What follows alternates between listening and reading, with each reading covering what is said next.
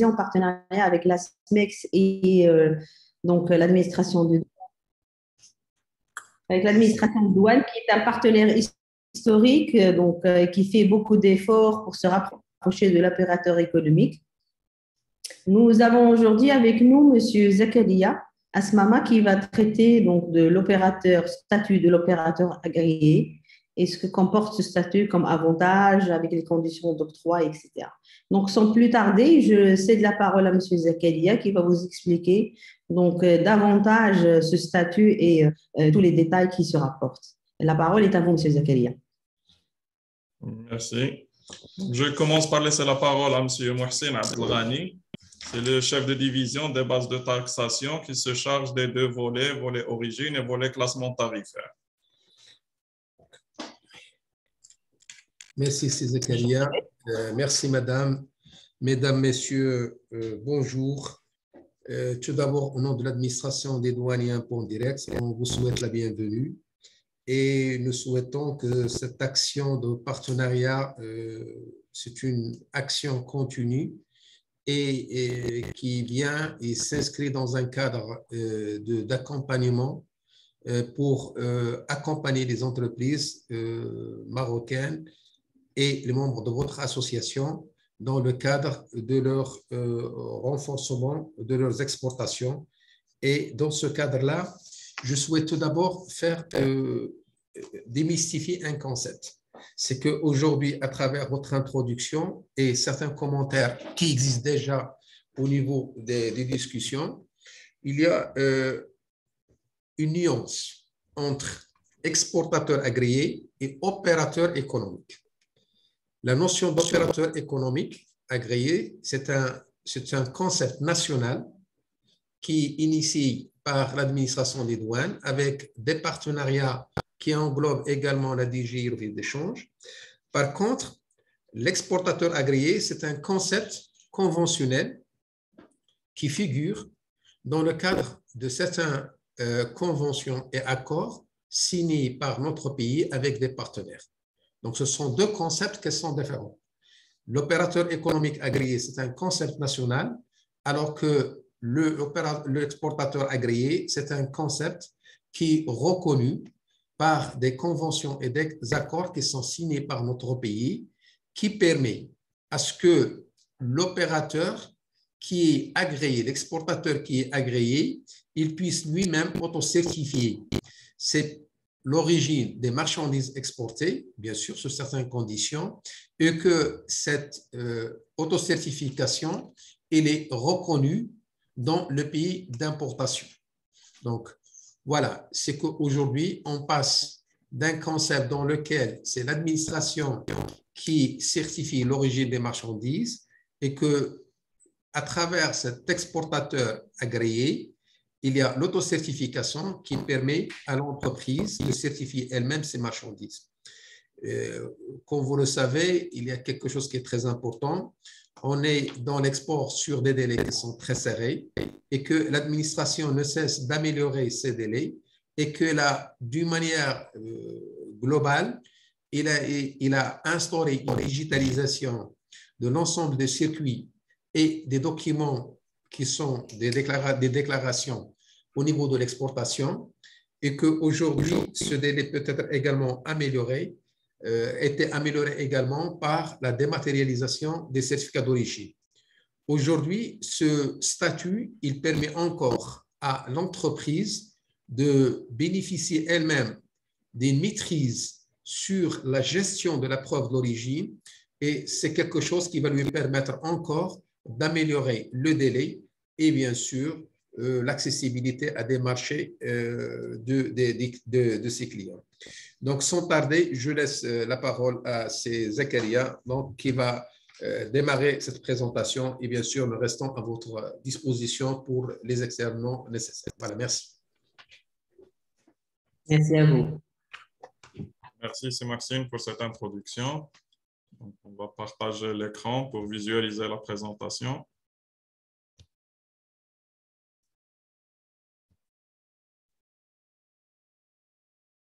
C'est bien affiché, madame?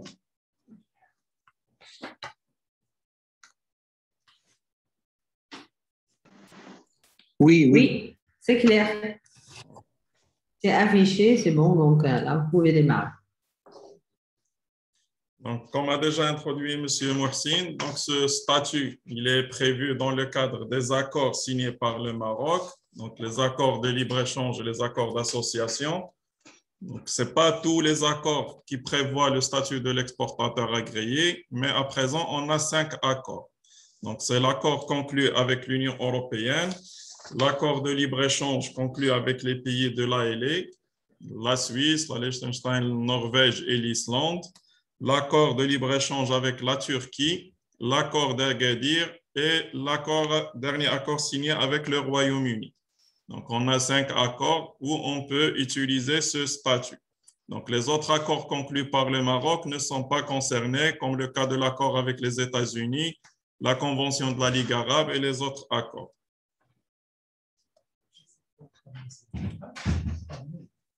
Donc, ce statut est accordé par l'administration des douanes, parce que dans le cadre de ces accords, on a l'article 23 qui gère ce statut et il est subordonné à une autorisation accordée par l'administration des douanes. Donc, ce statut confère la possibilité de l'autocertification. Donc, il ne va pas utiliser les certificats d'origine comme le cas de tous les exportateurs, mais il va utiliser des mentions qu'il va ajouter sur sa facture. Donc, ce statut, il est accordé aux exportateurs qui effectuent fréquemment des exportations pour des produits originaires et qui peut assurer des garanties à l'administration pour permettre de contrôler l'utilisation faite de ce statut.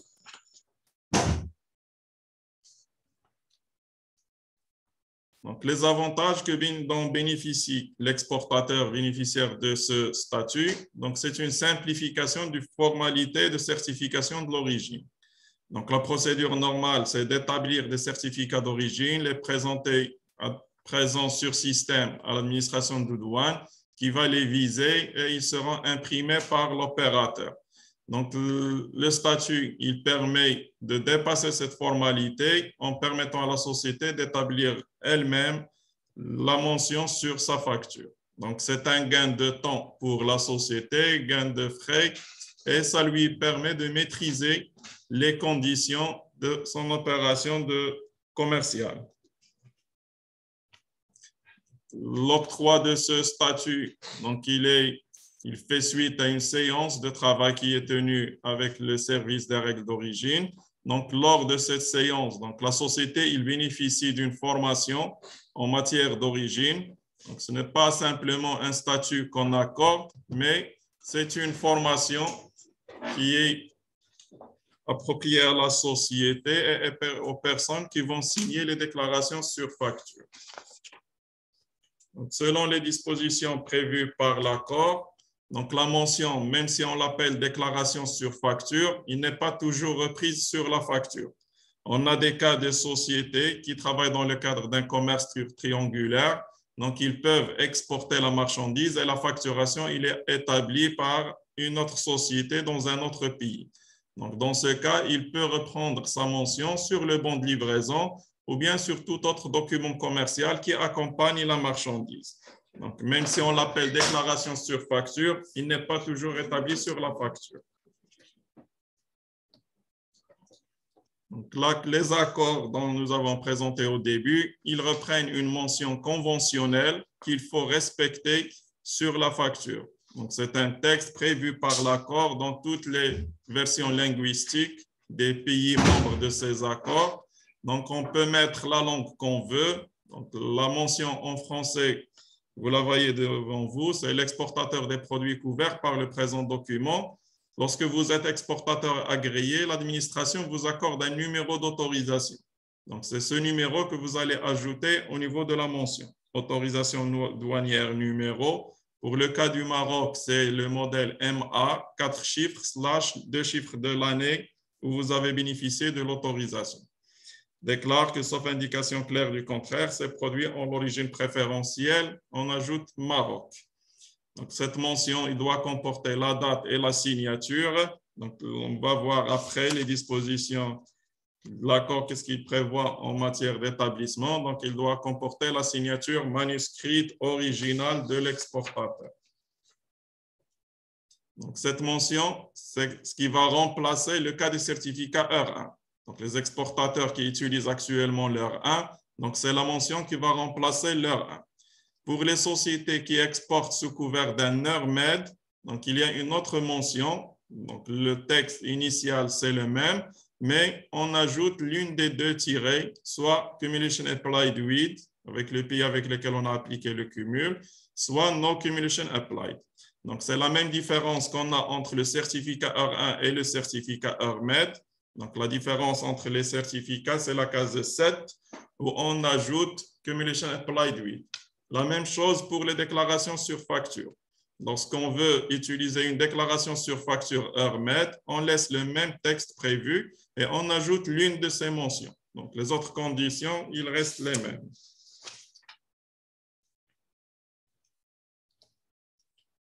Donc, selon les dispositions de l'accord, donc il y a quelques règles de forme à respecter. Donc, la mention il doit être dactylographiée ou imprimée. Si il est établi à la main, il doit être établi à l'encre et en caractère d'imprimerie, c'est-à-dire en majuscule, et les lettres séparées. Il doit porter la signature manuscrite originale de l'exportateur. Même pour les cas des sociétés qui ne signent pas leur facture ou bien qui utilisent des signatures déjà scannées, lorsqu'il sera exportateur agréé, il sera obligé d'apposer la signature manuscrite, sauf pour les cas des sociétés qui veulent bénéficier de la dispense de la signature moyennant un engagement. Donc, c'est un dispositif qui est prévu par l'accord, donc il doit présenter à l'administration un engagement par lequel il accepte la responsabilité entière de toute déclaration sur facture l'identifiant. C'est un engagement donc, que signe la société au profit de l'administration sur la base duquel on peut dispenser la société de la signature. Donc, cette facilité elle est utilisée par les sociétés qui ont un nombre important de personnes qui signent ou bien qui travaillent sur plusieurs shifts. Donc, il y a des difficultés pour signer toutes les factures. Donc, on peut examiner cette possibilité avec la société. Donc, la procédure pour l'octroi de ce statut.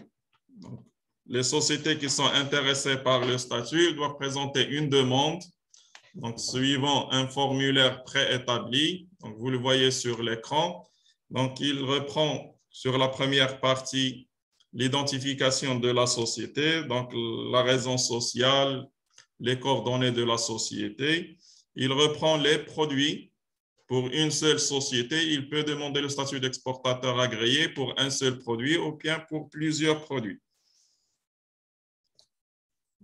Au niveau du produit, on doit reprendre la désignation et la règle d'origine applicable. Donc, comme vous savez, dans le cadre des règles d'origine pan-euro-méditerranéenne utilisées dans le cadre des 5 accords qu'on a cités au début, on a une liste de règles spécifiques. Donc, pour chaque position ou bien pour chaque chapitre, il y a une règle qui correspond. Donc, c'est cette règle qu'on doit reprendre au niveau de la 3e colonne du point 2. Donc, on a d'autres informations, donc les sites de production, donc les adresses des usines, bien des fermes pour les produits agricoles. Point 4, les pays vers lesquels le produit sera exporté. Donc, on doit se limiter aux pays membres des 5 accords, donc soit l'Union européenne, l'ALE, la Turquie, les pays signataires de l'accord d'Agadir, donc la Tunisie, l'Égypte et la Jordanie, et le Royaume-Uni. Donc, on ne peut pas reprendre des pays qui ne sont pas membres de la zone. Pour le point 5, on reprend les matières utilisées. Donc, ces matières nous permettent de vérifier le respect de la règle d'origine. Donc, on a le produit à exporter, on a la règle, et sur la base des matières, on peut examiner est-ce que la règle est respectée ou non. Donc, on aura besoin de la position et la transformation effectuée. Lorsque la règle est basée sur le calcul de la valeur ajoutée, on peut demander d'autres précisions. Donc, la valeur des matières utilisées, la valeur ajoutée réalisée au Maroc, pour apprécier le respect de la règle d'origine. Le point 6, il reprend les bureaux d'exportation pour informer les bureaux de votre décision et le régime douanier sur lequel ces opérations sont effectuées. Est-ce que c'est suite au régime économique ou bien dans une zone franche ou bien le régime utilisé? Le dernier point, c'est le nom, la fonction et la signature, le spécimen de signature des personnes désignées par la société pour l'établissement des preuves de l'origine.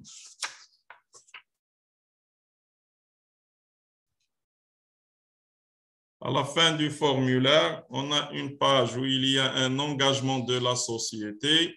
Donc, il reprend plusieurs points. Donc, parmi les engagements sur lesquels la société va signer, c'est de n'émettre des déclarations sur facture que pour les produits dont il possède toutes les preuves justifiant le caractère originaire. Ce sont des conditions que vous respectez même pour le cas des certificats EUR1 ou EURMED. On ne peut pas établir un certificat pour un produit qui n'est pas originaire. La société s'engage à conserver une copie des déclarations et des DUM et tous les documents relatifs pendant au moins 3 ans. C'est l'article de la conservation des documents prévu par l'accord. Donc, ce dispositif il est appliqué même en cas d'utilisation des certificats d'origine. S'engage aussi à accepter le contrôle et à présenter les justificatifs d'origine des produits exportés.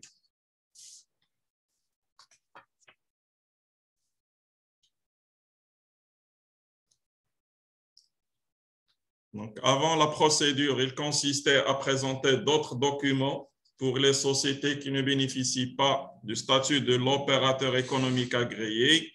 Pour faciliter la tâche aux sociétés, on a remplacé la présentation de ces documents par la possibilité accordée aux services pour télécharger directement ces documents. Donc, même pour les sociétés non catégorisées, il suffit de remplir le formulaire de la demande et de le communiquer à l'administration. C'est l'administration qui se charge de récupérer les autres documents nécessaires pour compléter la demande.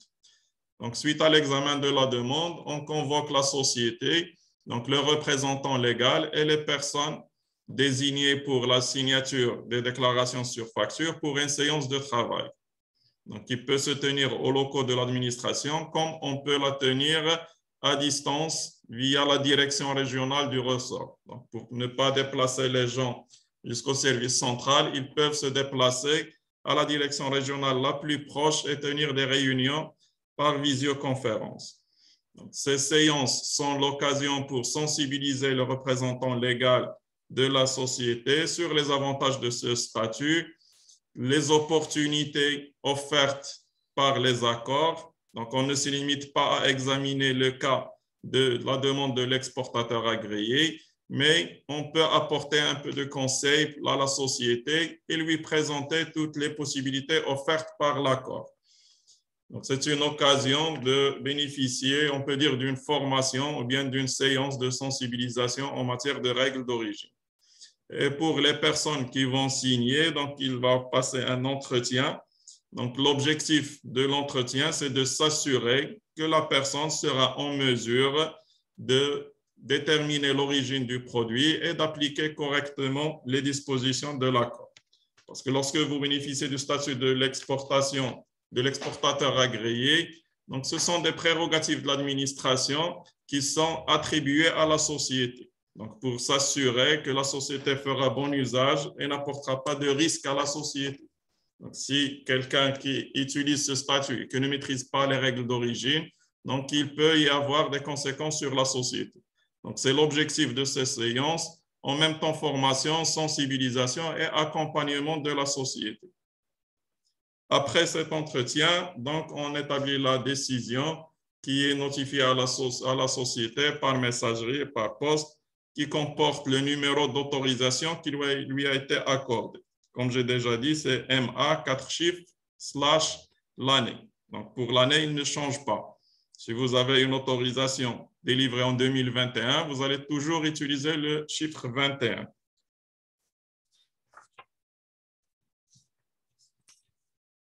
Donc, comme vous avez constaté, donc l'administration, il a mené une action durant cette année pour la promotion de ce statut. Donc, on a un objectif derrière cette opération, c'est pour préparer les exportateurs marocains à l'avenir de la certification de l'origine. Donc, actuellement, la majorité des accords qui sont en cours de négociation ou bien de révision en matière de certification de l'origine, donc il y a deux méthodes, deux procédés qui seront utilisés dans les futurs accords qui seront signés. C'est soit la certification électronique, c'est pourquoi l'administration a mené tout un chantier de dématérialisation de la délivrance des certificats d'origine. Et le deuxième procédé, c'est l'autocertification de l'origine. L'autocertification, donc il y a plusieurs procédés, c'est soit l'exportateur agréé, les nouveaux accords de l'Union européenne, il adopte un autre concept qui est l'exportateur enregistré. Quand vous constatez dans le cadre de l'accord avec les États-Unis, donc il n'y a pas de certification par la douane, donc c'est l'importateur qui certifie l'origine. Donc, cette démarche adoptée par l'administration, c'est pour préparer les exportateurs marocains aux futures méthodes de certification de l'origine. Ce statut, il est prévu, bien, il est mis en application depuis 2011. Mais jusqu'à 2020, seules 48 sociétés ont bénéficié de ce statut. Donc, en 2020, lorsque nous avons entamé cette action de sensibilisation et de promotion de ce statut, donc plus de 80, peut-être qu'on a atteint 90 sociétés en 2021 avec un objectif d'arriver à 100 sociétés durant l'année 2021.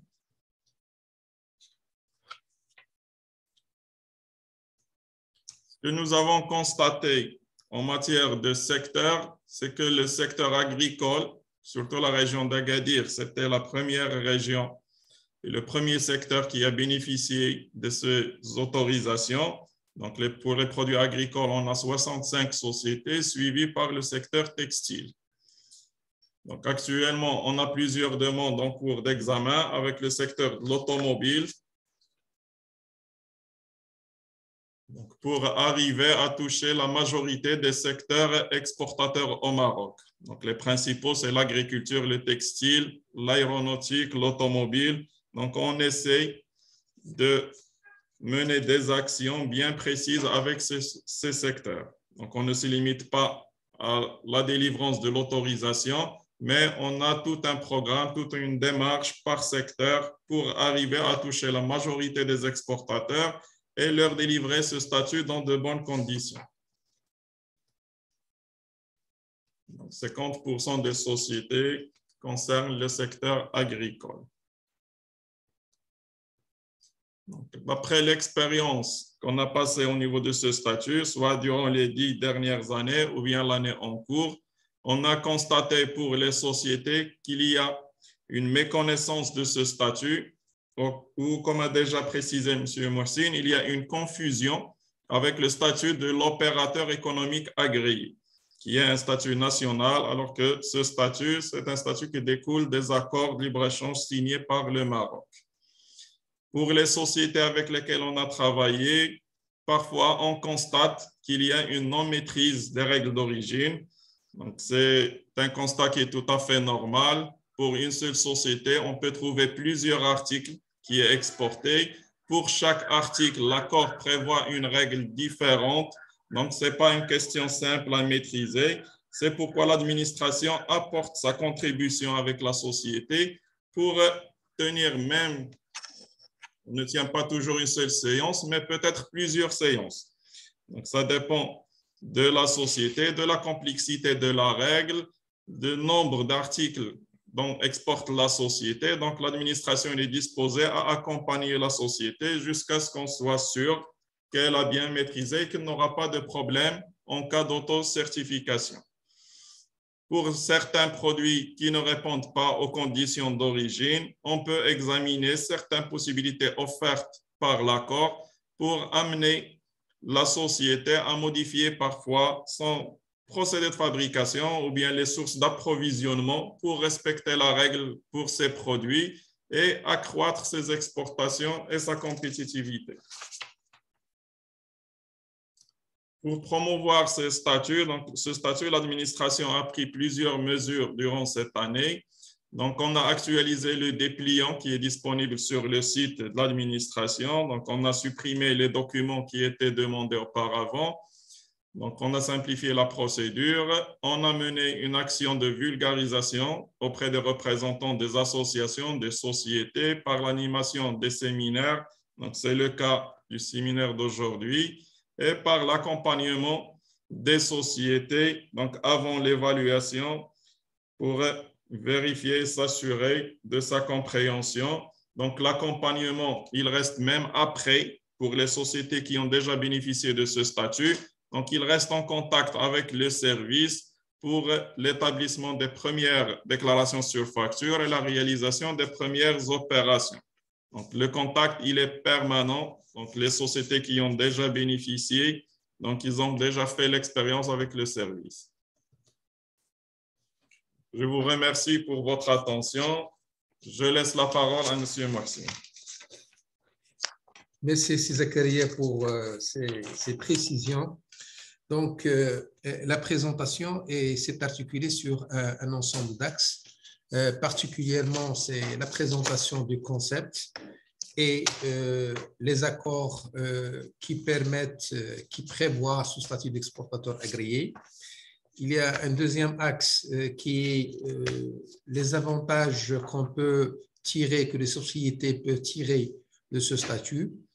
Un troisième axe, c'est celui qui est lié à la forme de la demande, le contenu, la déclaration sur facture elle-même, souvent qu'il s'agit de déclaration sur facture ou déclaration sur facture EURMED, et les conditions d'établissement de la demande, le contenu de la demande, et bien sûr, une partie qui est liée à la signature, tout en tenant compte des évolutions que connaît l'environnement juridique et technologique des signatures, particulièrement les signatures électroniques, et d'une manière globale, la digitalisation que connaît le commerce international ou les documents du commerce international ou des documents qui sont administratifs ou de commerce international transfrontalier.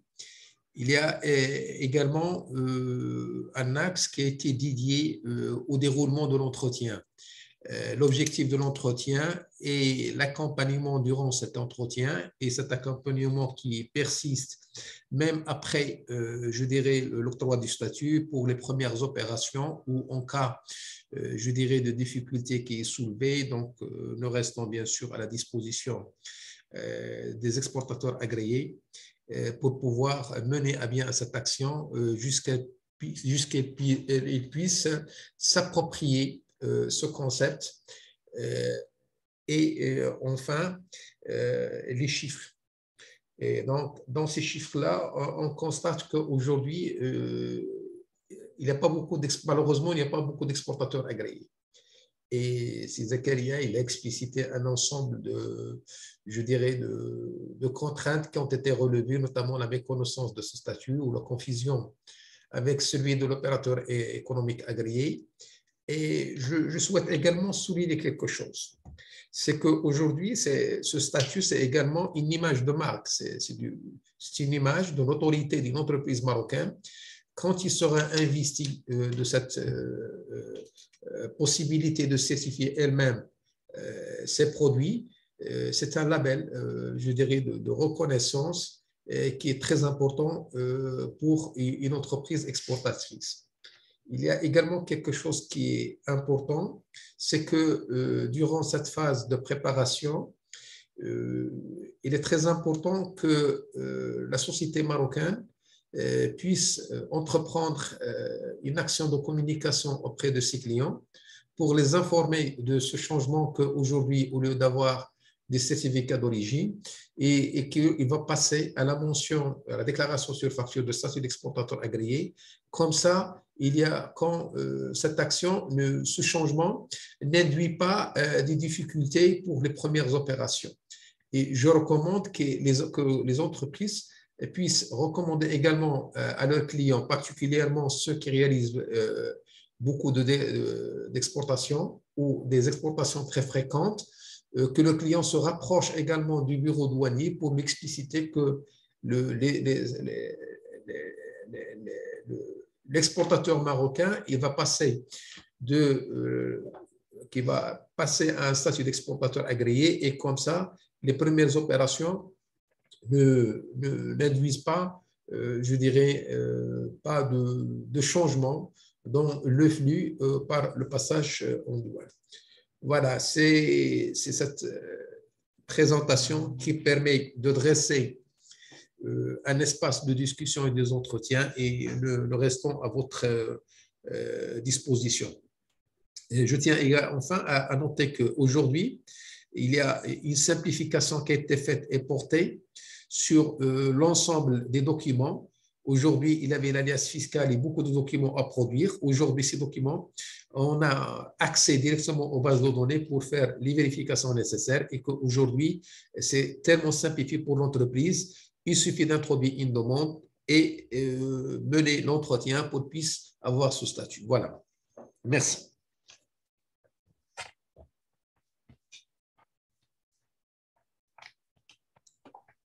Merci beaucoup pour ce résumé. C'est vrai que il y a une confusion entre l'OA et l'exportateur agréé. Je pense que la majorité ou beaucoup d'entreprises ont cette confusion. En tout cas, avec vous ce matin, donc, on a compris que le statut exportateur agréé est complètement différent du OA, l'opérateur agréé, parce que ça permet aux entreprises, comme vous avez dit, de remplir ces documents, d'apposer certaines signatures sur des factures et autocertifier, c'est-à-dire l'origine des produits par la société elle-même. C'est ça, c'est ce que j'ai compris.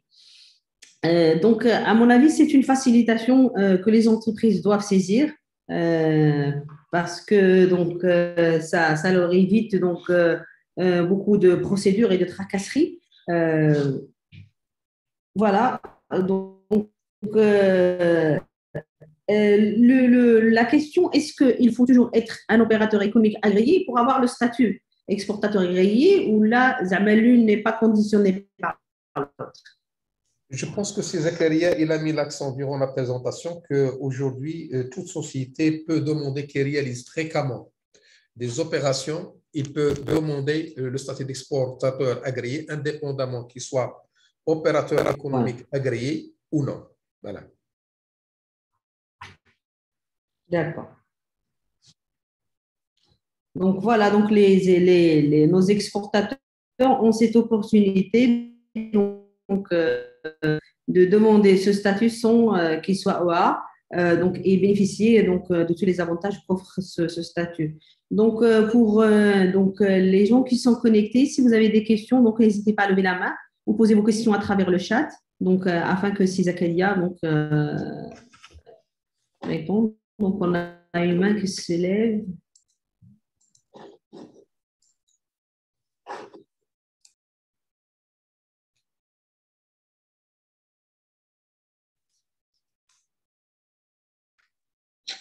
Allez-y, monsieur Ismail. Bonjour. Bonjour. Vous m'entendez? Bonjour, monsieur. Je vous entends. Bonjour, madame Hind. Je vous remercie pour cette présentation qui était fructueuse. Par contre, j'ai une toute petite question par rapport aux accords. Est-ce qu'il y a un accord ou bien vous avez prévu un accord avec les pays de l'Afrique francophone? Alors, aujourd'hui, on a des accords qui datent depuis longtemps avec certains pays de l'Ouest africain, mais aujourd'hui, il y a l'accord, la grande zone de libre-échange continentale qui est en cours de discussion. Et voilà, c'est-à-dire qu'aujourd'hui, ce statut d'exportateur agréé ne figure pas dans ces anciennes générations d'accords tarifaires ou commerciaux. Parce qu'aujourd'hui, à distinguer qu'avec ces pays, on avait des accords soit tarifaires, soit commerciaux, et c'est des anciennes générations d'accords dans lesquels ce concept n'existait pas avant. Aujourd'hui, ce concept, il est récent. c'est avec les dernières générations des accords de libre-échange, et donc il ne figure pas dans ces accords avec ces pays avec lesquels on a des accords tarifaires et commerciaux, le Sénégal, la Guinée, voilà. Mais aujourd'hui, ce statut, il figure dans le cadre des négociations, dans le projet d'accord, dans le cadre de la ZLECAf. Voilà. Super, merci. Je voudrais seulement partager avec vous quelques problèmes qu'on rencontre en tant que je représente la société Amanis Pharma. On est exportateur de médicaments. On exporte vers des pays tels que le Gabon, la Côte d'Ivoire, le Cameroun. Et parfois, on est amené à demander des certificats d'origine de la Chambre de commerce de Casablanca, là où la procédure est un peu compliquée. On doit le demander après que vous nous donnez la DUM, ce qui pose un retard pour avoir le certificat et le transférer à nos clients. Donc, avoir un accord dans ce sens pour être un exportateur agréé nous sera énormément fructueux et nous aidera sur l'export. Merci. Aujourd'hui, c'est qu'on doit distinguer deux choses. Distinguer entre la notion d'origine préférentielle et l'origine préférentielle. Non préférentielle et préférentielle. C'est-à-dire aujourd'hui, quand on exporte avec une origine marocaine dans le cadre d'un accord de libre-échange ou un accord tarifaire ou commercial, et qui va donner lieu à un avantage, cet avantage, il est lié à des conditions d'origine et ces conditions de l'origine, ils sont liés à une preuve d'origine. Donc, c'est les certificats, les preuves d'origine qui sont privés par ces accords. Quand on va exporter une marchandise vers un pays avec lequel on n'a pas d'accord tarifaire ou commercial ou de libre-échange, c'est-à-dire que le produit va entrer dans ce pays dans le cadre de l'erga omnes, donc il va payer le droit commun. Dans ce cas-là, c'est une preuve de l'origine non conventionnelle, non préférentielle. Dans ce cadre-là, ça dépend de la législation des pays. Est-ce qu'il va exiger un certificat d'origine d'une chambre de commerce ou un certificat rose, par exemple pour notre pays.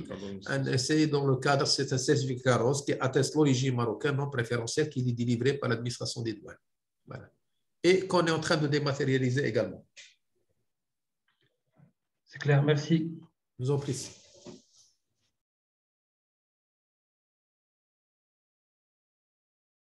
Moi, j'ai une question qui m'est parvenue par le chat. Est-ce que le statut d'exportateur second degré est reconnu par le fisc au Maroc? Est-ce que vous pouvez répéter, s'il vous plaît? Est-ce que le statut d'exportateur second degré est reconnu par le fisc au Maroc?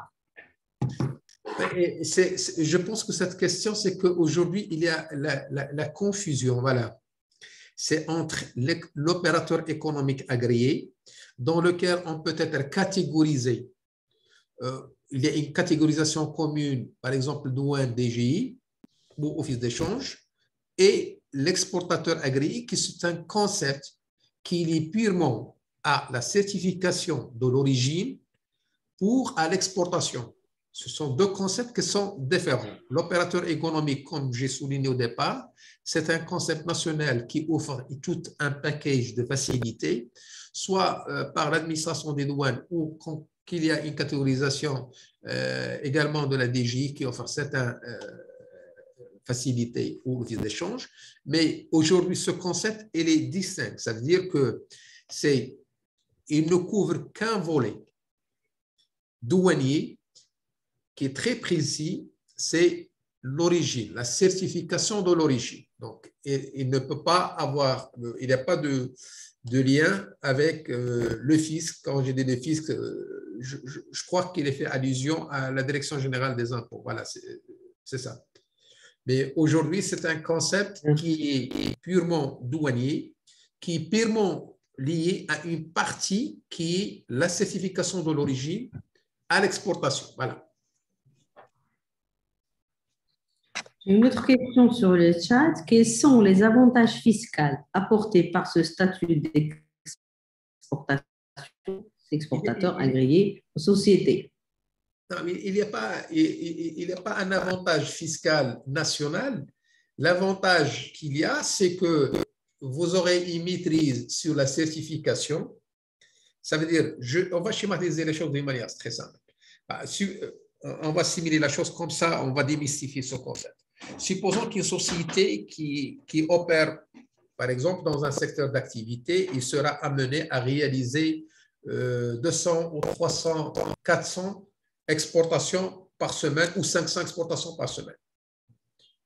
Imaginez combien il faut de temps pour établir des certificats d'origine, soit par la société ou son transitaire, combien ça va coûter et combien ça va coûter en termes de coût, en termes de temps et en termes, je dirais, de contraintes.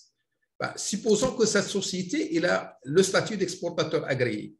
Au lieu qu'il établisse un document supplémentaire qui est un certificat d'origine, il va, sur la facture qu'il va éditer ou sur la note de colisage, il peut apposer cette déclaration sur facture, la mention, cette déclaration sur facture, la programmer dans son système d'information, il va l'éditer, la signer et l'envoyer. Vous voyez un peu l'avantage.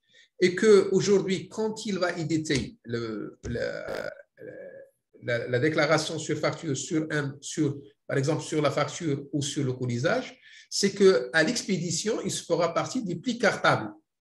Parfois, s'il y a un déphasage entre le pli cartable, le départ sans certificat d'origine, de l'autre côté, c'est la consignation, en attendant la production de la preuve d'origine ou l'envoyer par DHL, combien avec ça coûte. Ou le rejet. Donc, aujourd'hui, ce qui est très intéressant, c'est que pour les opérations qui réalisent un nombre élevé et à flux tendu, par exemple, une société qui fait l'export sans arrêt sur 3 shifts. Vous imaginez que c'est pour qu'on puisse avoir un suivi, puisse avoir des certificats à n'importe quelle heure. Bien sûr, l'administration elle est présente pour faire son travail, mais imaginons que la société, son staff administratif ou son transitaire qui fait le travail, ça demande quand même un effort supplémentaire. Aujourd'hui, au lieu que cet effort soit fait, avec, je dirais, qu'il n'aura pas une maîtrise sur les séquences de ce processus, c'est que la société elle-même, elle va avoir la maîtrise. Quand il va éditer toute expédition, il sera forcément accompagné d'une facture et une note de colisage. Donc, ce sont des documents que l'entreprise a la maîtrise pour les établir. Et donc, il va établir sur ce document encore la preuve d'origine. Et donc, c'est quelque chose qui apporte beaucoup de facilité. Vous voyez un peu l'avantage. Au lieu que vous faites 300 ou 400 certificats d'origine, avec tout le coût que ça va représenter en termes de temps ou de coût ou de procédure, quand vous établissez votre facture, vous établissez la déclaration sur facture et voilà, c'est facile. Vous avez la maîtrise, vous l'envoyez par pli cartable et voilà, c'est plus simple.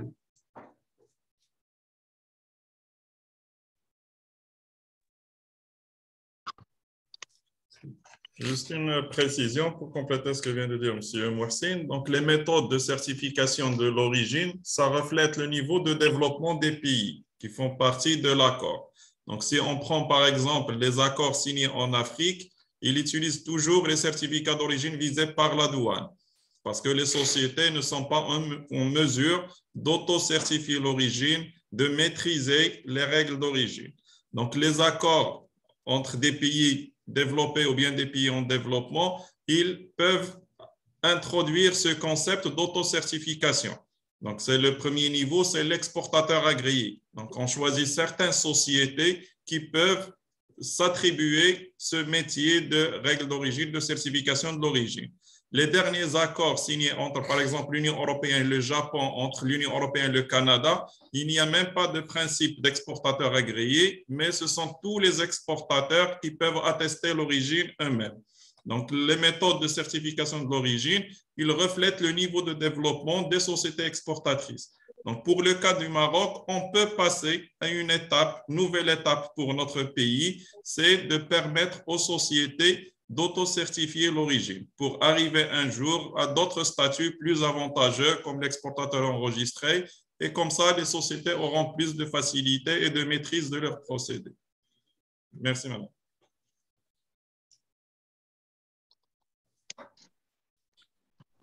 Monsieur Driss Matou, allez-y. Bonjour à tous, Deris Matouk de la société Sutra, Transitaire et Freight Forwarder. Je tiens tout d'abord à vous remercier infiniment pour cet exposé très explicite de nos amis de la direction de la douane marocaine qui nous ont bien apporté l'éclairage sur cette notion d'exportateur agréé. J'ai deux questions qui sont axées sur deux points. La durée de traitement pour octroyer cette autorisation à l'opérateur ou à l'exportateur marocain. Deuxième point, est-ce que cet agrément sera toujours attribué durant l'année calendre ou il est permanent? C'est-à-dire, est-ce que chaque année, parce que je trouve l'exposé de M. Zakaria, il a mentionné la rubrique pour chaque année, est-ce que chaque année, l'exportateur doit soumettre sa demande ou c'est une demande qui sera permanente? Je vous remercie infiniment d'avance. Donc, merci Sénateur pour ces précisions qui portent sur des délais. Alors, les délais de traitement, bien sûr, l'administration s'efforce de traiter bien sûr ces demandes dans les meilleurs délais. Aujourd'hui, une demande qui porte sur, je dirais, sur 20 produits, ce n'est pas une demande qui porte sur une seule marchandise, un seul produit. Si également vous avez une société qui travaille avec des shifts et dans les shifts, vous avez un certain nombre de personnes, pour la continuité de la certification, si vous avez une vingtaine de personnes, c'est par contre vous avez une personne. Donc aujourd'hui, il y a des délais et ces délais, bien sûr, dans tous les cas, que ce soit pour une société qui a un ou deux produits et qui a une ou deux personnes qui vont certifier, nous faisons le même effort quand il s'agit d'une société qui va demander pour une vingtaine de personnes et qui fait 20 ou 30 produits. Aujourd'hui, dans ce délai, il y a quelque chose qui est très important. C'est qu'aujourd'hui, Zakaria, il a mis l'accent sur quelque chose qui est très important. D'abord, c'est que durant ces entretiens, on souhaite qu'il y a une appropriation par la personne qui va signer, là où les personnes qui vont signer. C'est qu'aujourd'hui, nous souhaitons que cette délégation se fait dans de bonnes conditions. Parce que notre préoccupation, c'est que la société tire des avantages et pas des inconvénients de ce statut. Et donc, aujourd'hui, ce que nous notons, et ça a été signalé par Zakaria dans la présentation, c'est qu'il y a une méconnaissance de ces règles. Généralement, ce concept des règles d'origine, c'est un concept qui, pour beaucoup de sociétés, il est délégué à leurs déclarants ou à leurs transitaires ou à leurs transporteurs. Voilà. Et donc, aujourd'hui, certaines entreprises qui travaillent avec des standards, c'est que la culture de l'origine, elle est omniprésente dans, je dirais, dans la culture de l'entreprise et qu'aujourd'hui, une fois qu'on sent que là où les personnes, ils ont cette capacité, je dirais, d'auto-certifier, nous délivrons l'autorisation. Sinon, parfois, on est obligé de reprogrammer une deuxième séance d'entretien et comme ça, c'est pour pouvoir, je dirais, combler les choses et laisser un peu le temps et tout en orientant les personnes à des choses qui vont à relire ou à découvrir pour les préparer pour le deuxième entretien qui généralement qui se passe très bien et qui s'ensuit par une délivrance de l'autorisation. Alors, quant au délai durant lequel elle est accordée, c'est une année par tacite reconduction. Donc, voilà, c'est qu'une année tacite reconduction, l'entreprise, elle bénéficie de ce statut et voilà. Donc, j'espère avoir répondu à l'interrogation de Sénateur.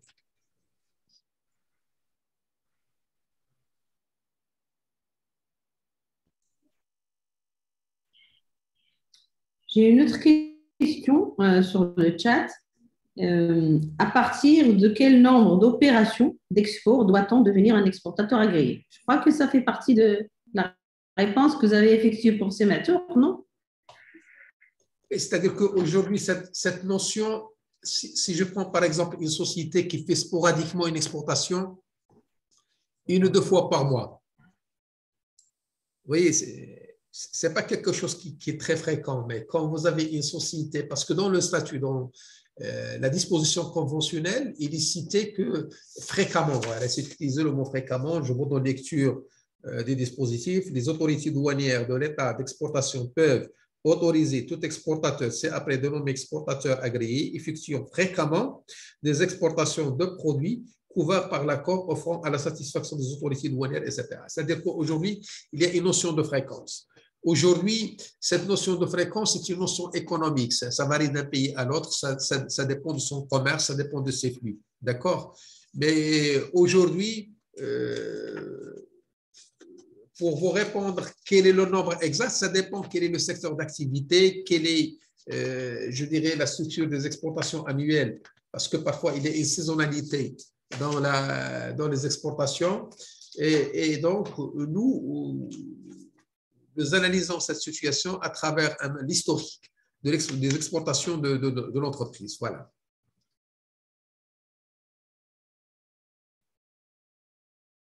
Donc, une autre question, quels sont les avantages fiscaux apportés par ce statut d'exportateur agréé? Je pense qu'on a répondu à cette question. On a déjà répondu à cette question. Alors, c'est ça. Je prendrai une autre. Alors, ma question, est-ce qu'il y a une possibilité dans la nouvelle vision de cette génération d'approche d'avoir une alliance d'exportateurs agréés sur une filière telle que l'agrumes, olivier bio, caprier? Mais aujourd'hui, si Zakaria il a mis l'accent quand il a exposé. Est-ce qu'il y a une possibilité d'avoir une alliance d'exportateurs agréés sur une filière telle que l'agrumes, olivier bio et caprier? Les quatre. Aujourd'hui, si je prends la filière des agrumes, dans la filière des agrumes, vous avez une période, vous avez une saisonnalité. Et dans cette saisonnalité, vous avez une campagne. Et dans cette campagne, vous avez des exportations à flux tendu. Et l'exemple type qu'on a noté, c'est qu'aujourd'hui, ça a été très précisé par Zakaria, c'est que sur l'ensemble, on a 48% à peu près de la structure des exportateurs agréés qui sont du secteur de l'agriculture. Et il a noté que c'est particulièrement de la région de Souss-Massa qui se caractérise par des exportations beaucoup d'agrumes, à l'instar d'autres régions du Maroc, mais également de légumes et d'autres fruits. Et donc, aujourd'hui, si vous avez des exportations à flux tendu, c'est-à-dire qu'aujourd'hui, vous avez par exemple, une station d'emballage ou pour une société, vous avez des exportations de 40-50 remorques par jour ou une vingtaine de remorques. Et bien sûr, le statut d'exportateur agréé, il est très bénéfique parce qu'il va permettre d'avoir une maîtrise sur la preuve d'origine parce que ce sont des produits qui sont périssables, ce sont des produits très frais. Il y a des délais de l'autre côté, des clients qui s'engagent avec des distributeurs, avec des marchés comme Rungis ou d'autres marchés. Et donc, ils sont obligés d'être dans les délais et qu'aujourd'hui, l'absence d'une preuve d'origine, c'est une consignation et c'est des difficultés. Par contre, s'il y a cette déclaration sur facture, il y a la maîtrise de l'envoyé avec le PIC cartable, ça serait une très bonne chose. L'exemple type qui s'apprête, par exemple, les produits agricoles, les textiles, les exportations. Je pense que toutes les exportations, ils s'apprêtent à l'exercice. Du moment qu'il y a une fréquence dans l'exportation, que ce soit du poisson frais, que ce soit des agrumes, que ce soit des engrais, que ce soit des véhicules automobiles, que ce soit des actifs textiles, je pense que l'exercice ce concept de l'exportateur agréé, il n'est pas lié forcément à un secteur d'activité du moment qu'on a des opérations fréquentes.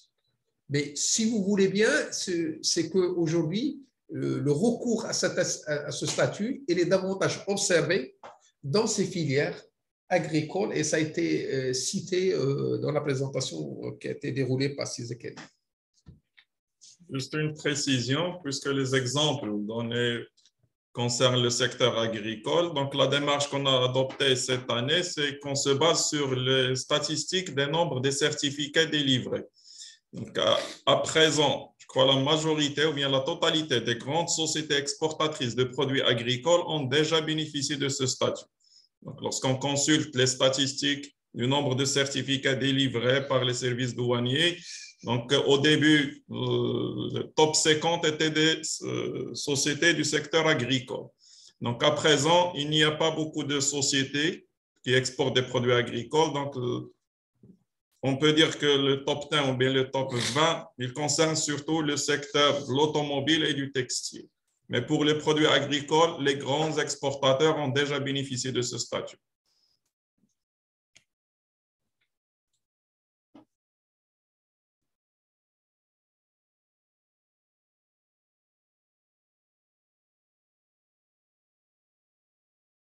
Merci, merci pour les réponses. J'ai une autre question. Pourquoi les sociétés hésitent de demander ce statut seulement 129 jusqu'à 2021? Je crois que j'aimerais bien voir un peu leurs préoccupations, parce qu'aujourd'hui, je pense qu'il y a d'abord la méconnaissance de ce statut, ou peut-être la confusion avec la notion d'opérateur économique. Mais ce qu'on a constaté, quand on a constaté avec la dématérialisation des preuves d'origine, on faisait dans le cadre de la veille, c'est qu'on a constaté qu'il y avait des grands comptes consommateurs de certificats d'origine. C'est-à-dire qu'aujourd'hui, il y avait des sociétés qui, par semaine, ils demandent un nombre très important de certificats d'origine. Jusqu'à 300 par semaine. Jusqu'à 300 par semaine. Et donc, on est parti dans une démarche dans laquelle on est parti via les antennes régionales ou directement par la centrale, d'aller vers ces sociétés pour leur proposer ce statut-là. C'est-à-dire aujourd'hui, on était dans l'action d'aller vers les sociétés. C'est qu'aujourd'hui, et là, on a découvert que beaucoup de sociétés ne connaissent pas ce statut, malheureusement. Voilà. Et c'est qu'il l'a souligné, Zakaria, dans la présentation, c'est qu'aujourd'hui, à travers ces séminaires, à travers ces actions qu'on a programmées au profit de plusieurs associations professionnelles, c'est qu'on est en train de faire de la promotion pour ce statut. D'abord, faire connaître ce statut, ses avantages, et faire de la promotion pour ce statut, et pour que les entreprises marocaines puissent tirer profit. Voilà. L'intervention, نتمنى الناس اللي حاضرين معنا هما يقولوا لنا علاش ما طلبوش ليكسبورتاتور اغريي. دونك حنا كنلاحظوا بارفوا كاينين سيغتان سوسيتي كي ساتاش لو سيرتيفيكا دوريجين. بالنسبه له سي بلوس سور، داكشي باش حنا في لي ريونيون معاهم تنحاولوا نديسيبيو هاد لا بور اللي عندهم. بوتيتر تيبقاو كيتسناو داك لا غارونتي ديال لادمينستراسيون. دونك السيرتيفيكا الا فيزاتا لادمينستراسيون راه عندها بلوس دو بوا بلوس دو فالور، alors que non. Donc c'est la même chose. Par contre, déclaration sur facture كتزيد حتى في ليماج ديال لا سوسيتي كما قال سي محسن.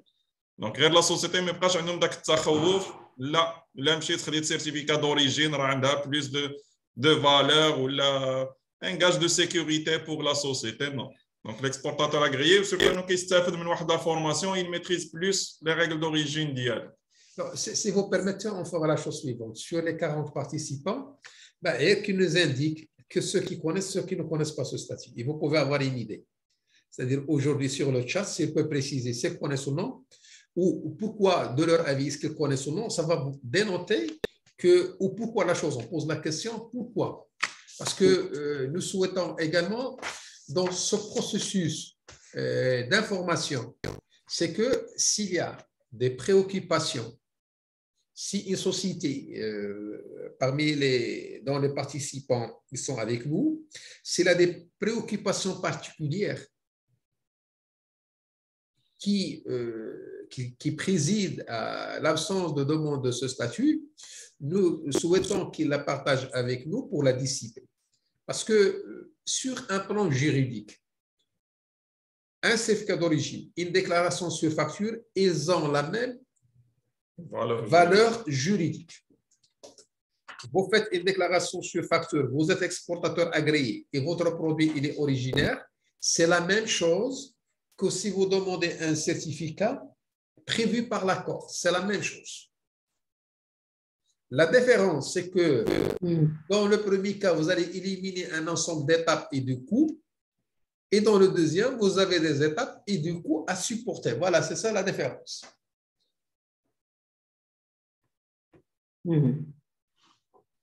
C'est clair.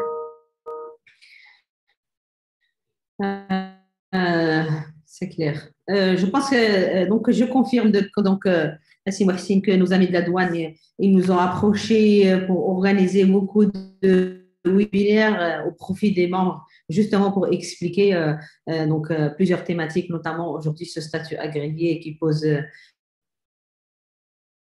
auprès des exportateurs. C'était très riche, très intéressant. On vous remercie, Maxime, pour ce cadrage, pour ces éclaircissements, Zakaria pour la présentation. Et on va communiquer certainement sur ce statut parce qu'il me paraît très intéressant et apportant beaucoup d'avantages que les gens ignorent que les règles d'origine. Nous, on reçoit des requêtes pour des formations de règles d'origine. Il y a une requête qui m'est parvenue maintenant. Est-ce que vous organisez des formations sur les règles d'origine? Oui.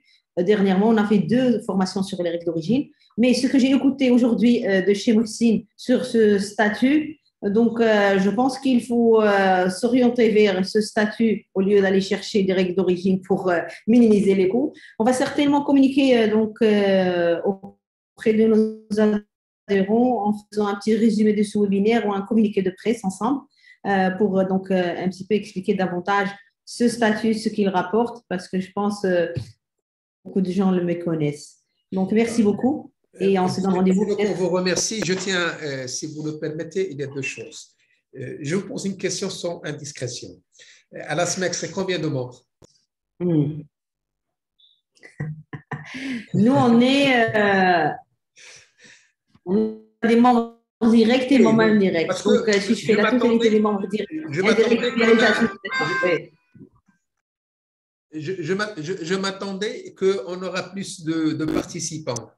Nous comptons sur vous. C'est qu'aujourd'hui, à travers, je dirais, les associations professionnelles, qui ne soient notre porte-parole auprès des membres, c'est qu'aujourd'hui, nous sommes tous, que ce soit les exportateurs, que ce soit les associations professionnelles, que ce soit l'administration, on est animés tous d'une volonté à exporter plus et à créer de la richesse et à créer des emplois pour améliorer la position de notre pays qui soit parmi les pays les plus avancés. D'accord?